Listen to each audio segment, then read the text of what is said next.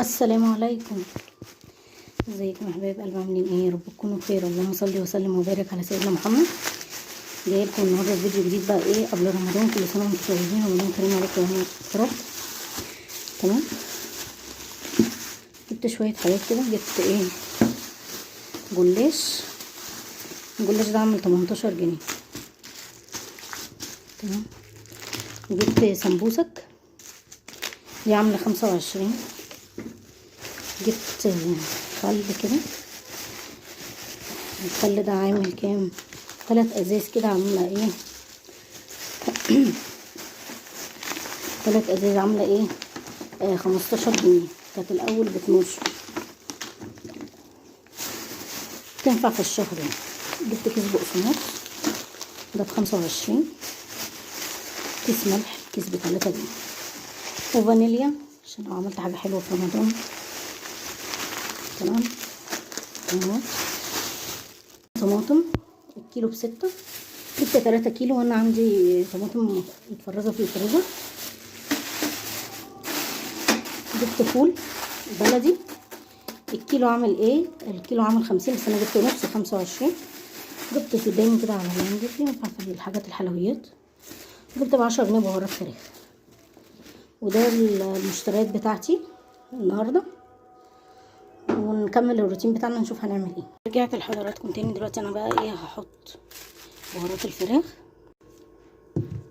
بقى ايه انا جبت كيلو من اللبن وعلبة زبادي عشان نعمل الزبادي في البيت. تمام. هغلي الكيلو واسيبه ايه يهدى كده يبقى زي قطرة العين كده. تمام. وايه وهنعمل الزبادي بتاعنا. حطيت اللبن بتاعي هيغلي. تمام. وايه وهنعمل مع بعض الزبادي ونسيبه يبرد شويه وارجع لحضراتكم تاني بعد ما ايه يغلي. لحضراتكم تاني دلوقتي اللبن اهو دافي كده. معايا كوبايه زبادي ومعايا سلاطين اللي هي ايه الزبادي اللي هي سلاطين الفخار. احط علبه الزبادي في اللبن دوت. حطيت علبه الزبادي اقلبها كويس واحط الزبادي بتاعنا في السلاطين. الزبادي هحطه في الفرن. طبعا الفرن انا ايه مسخناه على درجه 180 وطفيته. تمام. وهسيبه من دلوقتي من بالليل لغايه الصبح ان شاء الله. رجعت لحضراتكم تاني. دلوقتي بقى انا عملت الزبادي بقى حطيته في الفرن لغايه ايه الصبح ان شاء الله. وهنشوف النتيجه مع بعض. ومعايا طماطم هفرزها. تمام. اغسلها كويس جدا واشيل العنقود منها وايه هحطها على النار. انا قطعت الطماطم اهي حمرا وجميله بتاعت شهر 3 و4 بتبقى حلوه. حطيت عليها بتاعت نص كوبايه كده صغير من الميه وهي تنزل الميه بتاعتها. عايزه تحط لها بنجر زي ما انت عايزه. انا هحط لها شويه بابريكا بس. تمام. ونشوف هنعمل ايه. دلوقتي ايه هضربها بالهاند بلندر ماشي في المصفى. تمام.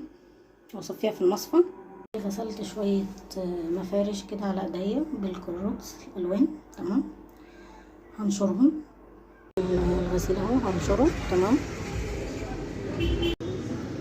طبعا يا جماعه انا ايه احط لها شويه بابريكا. تمام. عايزه تحط لها بنجر كنتي زي ما انت عايزه.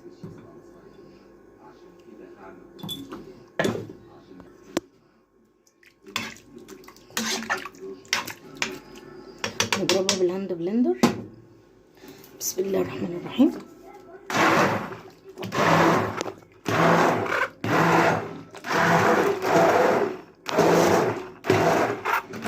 بعد كده هنصفيها في المصفى. رمضان كده ايه وتعمليها طبيعي.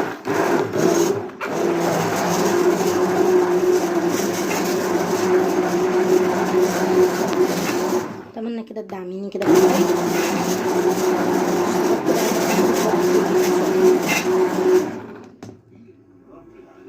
يا جماعه ايه تصفيها كويس جدا. المصفى اللي هي البلدي دي حلوه فيها. في مصفى تانية اللي هي بالايد بتبقى كويس. طلع التفل كله اللي ايه بتاع الطماطم.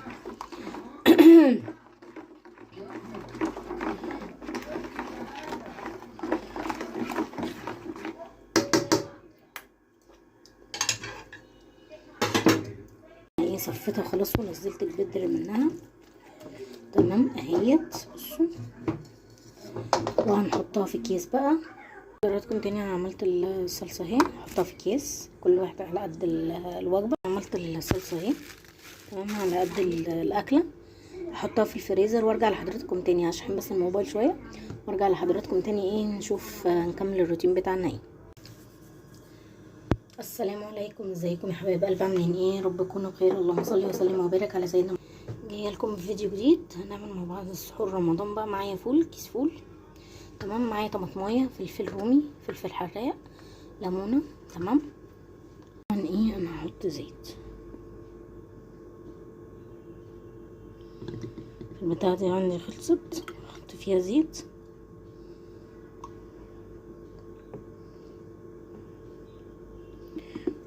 تمام عفوا. انا ايه حطيت زيت في الازازه دي. احط بقى ايه شويه زيت كده وهنزل عليها بالفول. طبعا انا حطيت هنا فول ابتدى عفوا بيض، حطيت عليه شويه ملح وهنزل بالفول بتاعي.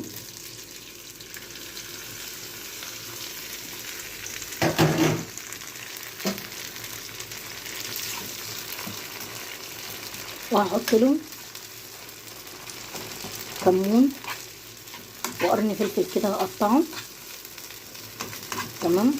نحط ملح وليمون وطحينه في الاخر. ونحط الفلفل. تمام. وهنحط بقى ايه شويه الملح والكمون بتاعنا.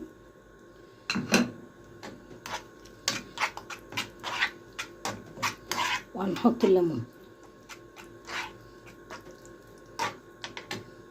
يا جماعه انا ايه حطيت الفلفل والكمون والليمون. احط الليمون اهو، قصدي عفوا. وحطيت الملح. عايزه تعمليه بزيت الحار بيبقى جميل برضو. وهنحط ايه الطحينه في الاخر. طبعا الفلفل الحراق اللي انا حطيتها ديت بتديها طعم حلو قوي.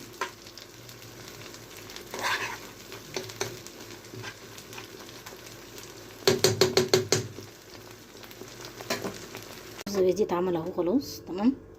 ودلوقتي ايه معايا بقى جبنه قريش ومعايا فلفلايه وطماطمايه. هعمل جبنه قريش كده بالزيت زيتون جنب الاكل. ايه هاخد بقى حته جبنه. تمام. نجمعها، نحط شويه زيت زيتون كده. تمام. يبقى طعمه حلو قوي بالجبنه بطماطم. يا جماعه انا هحط ايه شويه طحينه كده على الوش.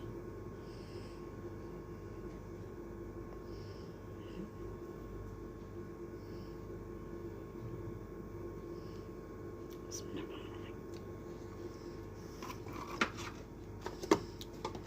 وانا هعمل في الكوبايتين دول هعمل شاي بلبن. تمام. طبعا يا جماعه انا ايه بسخن شويه لبن اهو. تمام. والبيض اهو بيتسلق البراد اهو عشان ايه هعمل شاي. حضراتكم تاني دلوقتي بقى ايه هصب الشاي. تمام.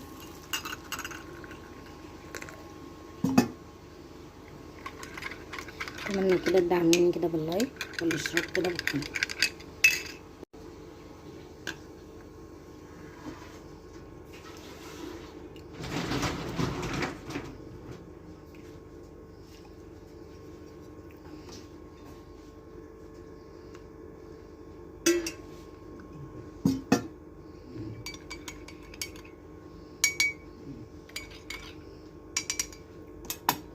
وده السحور بتاعنا بقى ايه شاي بلبن اهو، جبنه وفول بالطحينه والزبادي.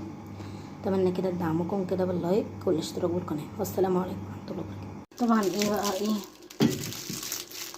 طبعا احنا سحرنا خلاص. معايا بقى ايه التمر هندي. جبت ميه على النار احط فيها التمر هندي واحط لها سكر واسيبه على النار يغلي. تمام. بعد كده هصفيه. انا ايه حطيت التمر هندي اهو، شويه السكر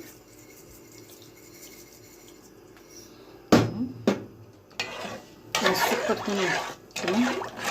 وبعد كده هنصفيه ونستوي معاه.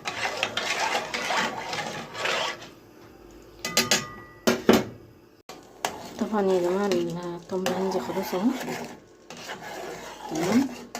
هسيبه يبرد وايه هصفيه. هو طبعا حطيت له كل السكر وكل حاجه، تمام. ده كان الفيديو بتاعي النهارده، اتمنى يعجبكم. لو عجبكم الفيديو دعموني كده باللايك والاشتراك بالقناه. والسلام عليكم ورحمه الله وبركاته.